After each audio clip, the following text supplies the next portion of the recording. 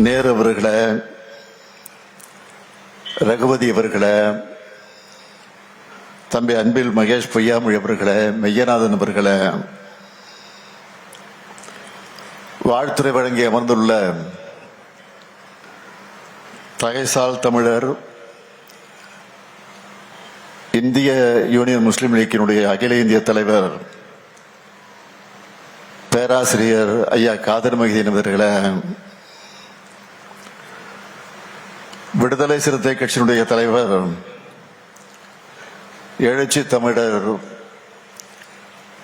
என்னுடைய இனிய சகோதரர் தொல் திருமா அவர்களே, வரவேற்புரை ஆற்றியிருக்கக்கூடிய மறுமலர்ச்சி திராவிட முன்னேற்ற கழகத்தினுடைய முதன்மை செயலாளர் என்னுடைய அன்பு தம்பி நாடாளுமன்ற உறுப்பினர் துரை வைகோ அவர்களே, திராவிடர் கழகத்தினுடைய பொதுச் செயலாளர் மதிப்பிற்குரிய துரை சந்திரசேகர் அவர்களே,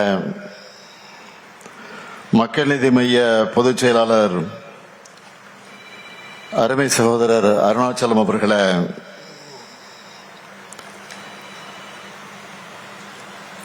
நடைபயணத்தை என்ன காரணத்திற்காக நடத்துகிறோம் என்பதை உங்களிடத்தில் விளக்கி உணர்ச்சியோடு உரையாற்றி அமர்ந்துள்ள மறுமலர்ச்சி திராவிட முன்னேற்ற கழகத்தினுடைய பொதுச் செயலாளர் என்னுடைய ஆரியர் அண்ணன் வைகோ அவர்களே,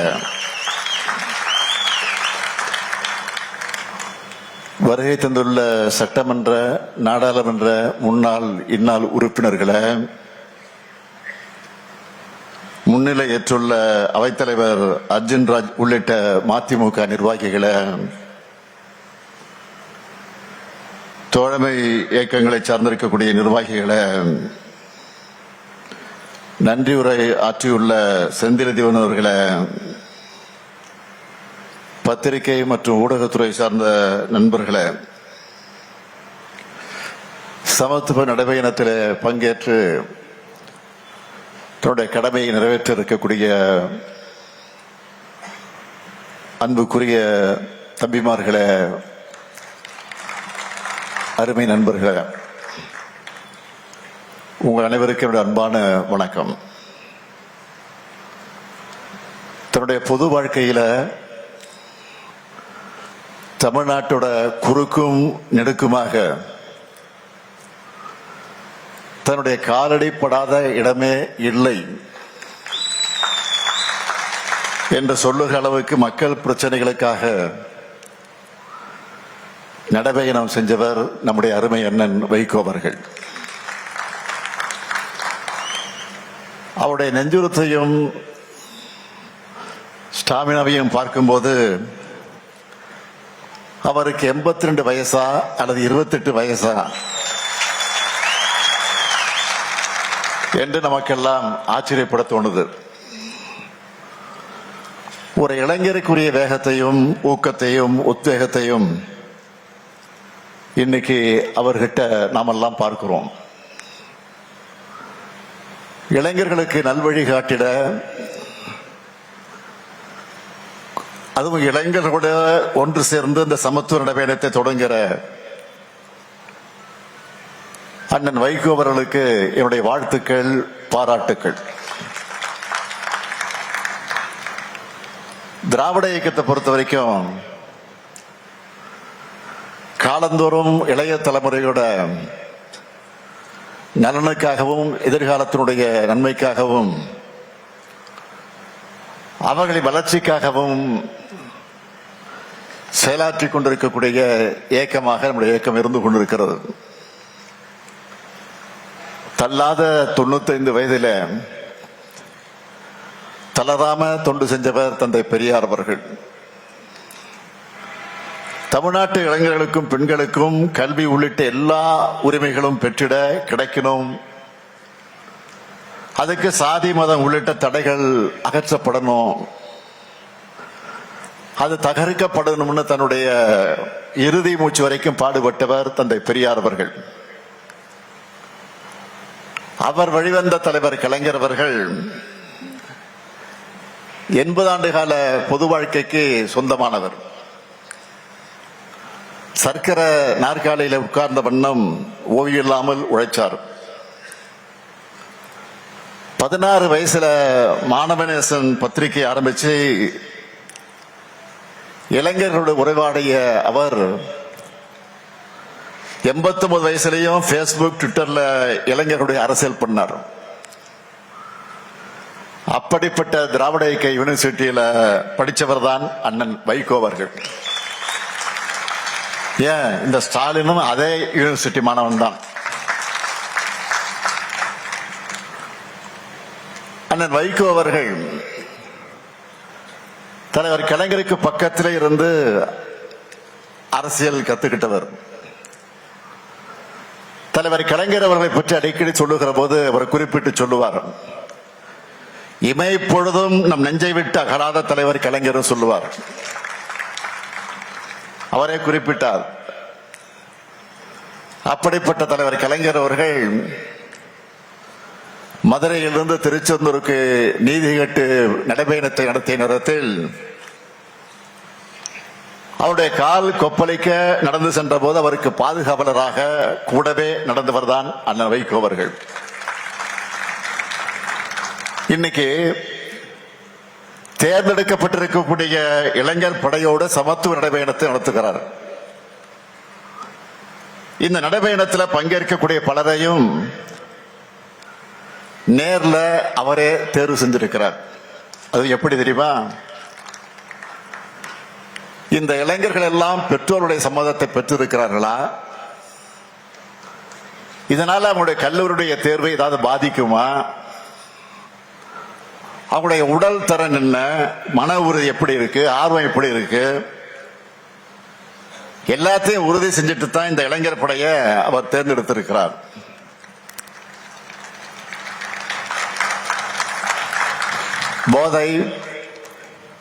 போதைப் பொருள், அந்த போதைப் பொருளின் ஒழிப்பு, சாதி மத மோதல் தடுப்பு உள்ளிட்ட நாட்டுக்கு தேவையான கருத்துக்களை வலியுறுத்தி அண்ணன் வைகோ அவர்கள் தொடங்கி இருக்கக்கூடிய இந்த சமத்துவ நடைபயணம் மாபெரும் வெற்றி பெறணும். நிச்சயமாக வெற்றி பெறத்தான் போகிறது. இது மாதிரியான பயணங்களில் என்ன பயன் என்று சிலர் கேட்கலாம். காந்தியின் நடைபயணமும் மாவோவின் நடைபயணமும் வரலாற்றில் புரட்சி ஏற்படுத்தியிருப்பது போல அந்த தாக்கத்தை அவங்க உணரணும். இப்படியான நடைபயணங்கள் தான் தலைவர்கள் மக்கள்கிட்ட போய் எளிய வகையில சுலபமான முறையில நேரடியாக தங்களுடைய கருத்துக்களை சொல்ல முடியும். அந்த நடைபயணத்தோட தேவை குறித்தும் அதில் உள்ள நியாயங்கள் குறித்து மக்கள் பேச தொடங்குவாங்க. மக்கள் பேச பேசத்தான் அந்த பிரச்சனைக்கு தீர்வு காண முடியும்.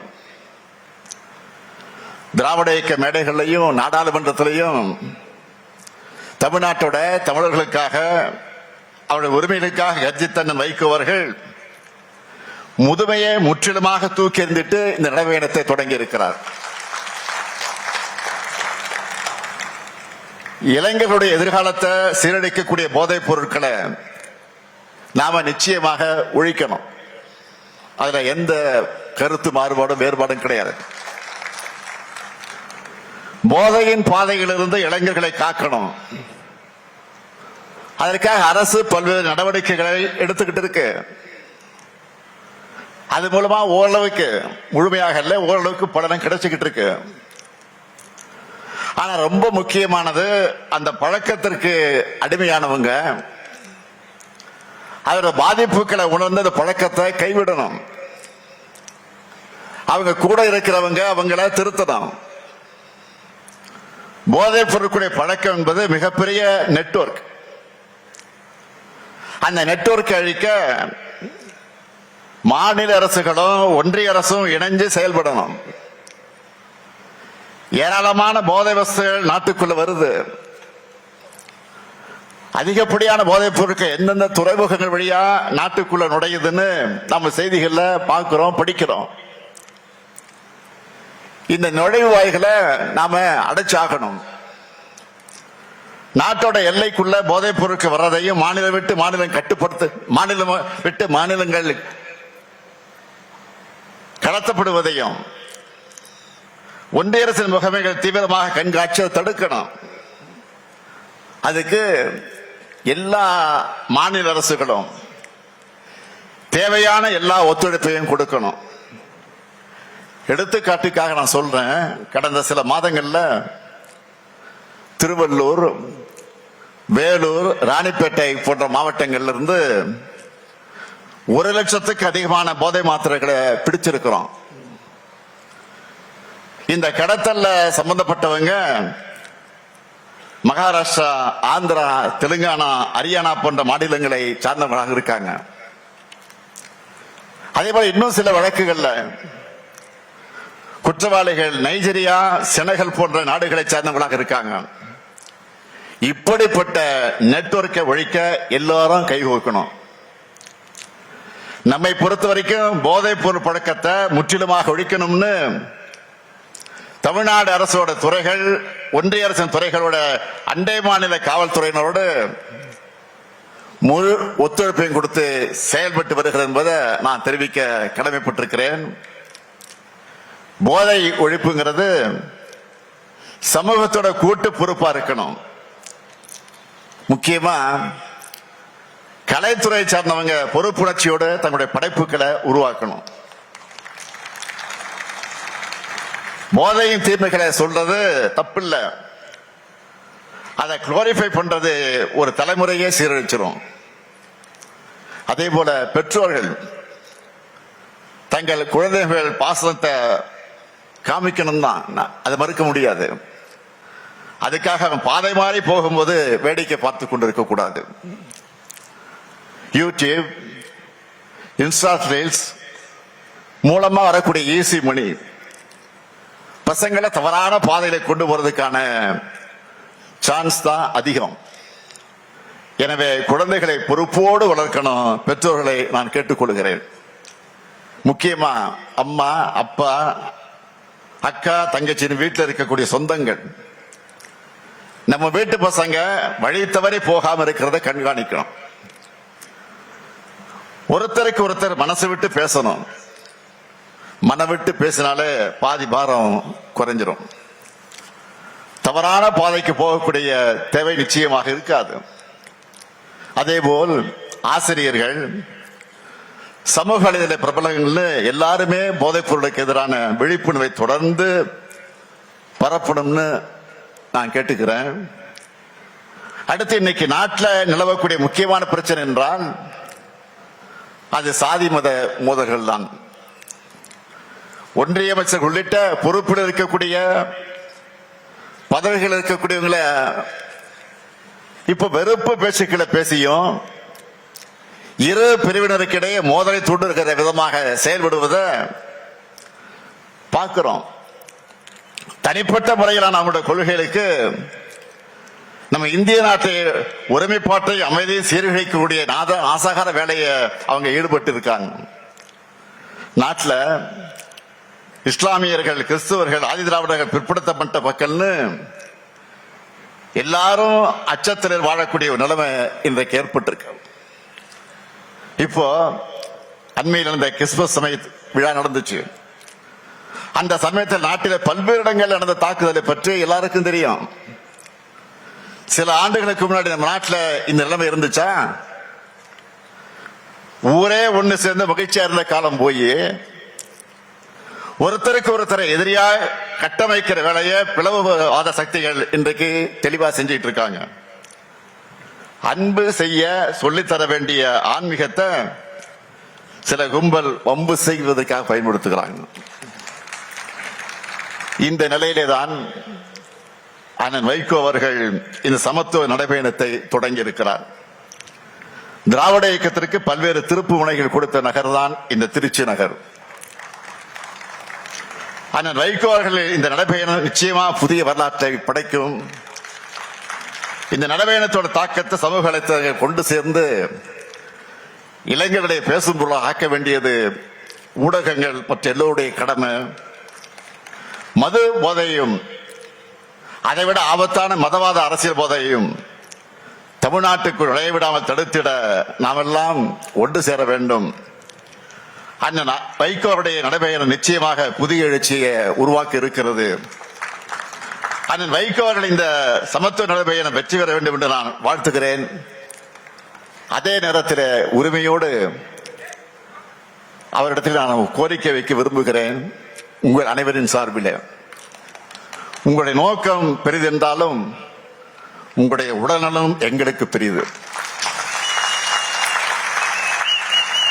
எனவே இந்த பயணத்தை நீங்கள் கவனமாக மேற்கொள்ள வேண்டும். அது மட்டுமல்ல, இது மாதிரியான கடுமையான நடைபயணங்களை நீங்கள் இனி மேற்கொள்ளக்கூடாது என்ற என்னுடைய அன்பான வேண்டுகோளை நீங்கள் கட்டளையிட்டால் அதை செய்வதற்கு மறுமலர்ச்சி திராவிட முன்னேற்ற தொண்டர்கள் தயாராக இருக்கிறாங்க. அதனால்தான் அந்த உரிமையோடு கேட்கிறேன்.